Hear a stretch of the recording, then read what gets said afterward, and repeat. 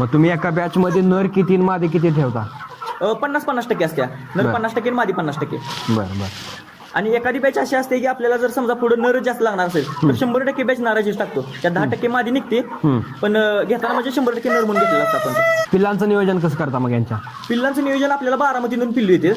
ते 26 ते 30 रुपये पर्यंत सरासरी आपल्याला पिल्लू पडते. कधी कधी 20 रुपये पर्यंत पण भेटते.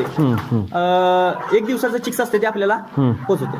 आणि ती 3 महिन्यानंतर परत विक्रीला येतं? 3 महिन्यानंतर विक्रीला येते. 3 महिन्यात ज्यावेळेस होतं म्हणजे पहिल्या दिवसात त्यापर्यंत किती खर्च येतो मग?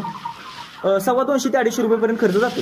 बरं. आणि आता त्याचं पर केजी कसं सांगताय तुम्ही? म्हणजे आता काय रेट असतो मार्केटमध्ये? म्हणजे आता आपण आपल्या शॉपवर विकतोय ना, मग कट करून 350 रुपये केजी चिकन विकतोय आता. तर आता तुम्ही कोंबडी बघितलीच मागं, तर आता आम्ही आलोय त्याच्या पाठीमागच्या टेजला म्हणजे दुसऱ्या टेजला.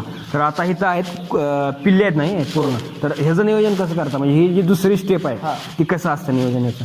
आता याचं नियोजन कसं आहे? हा आहे 35 ते 40 दिवसाचा पक्षी. त्याचं वजन सरासरी 400 ते 500 ग्रॅम पर्यंत आता ॲव्हरेज झालेलं आहे. किती दिवसाचा आहे? 35 ते 40 दिवस. बरं. हां.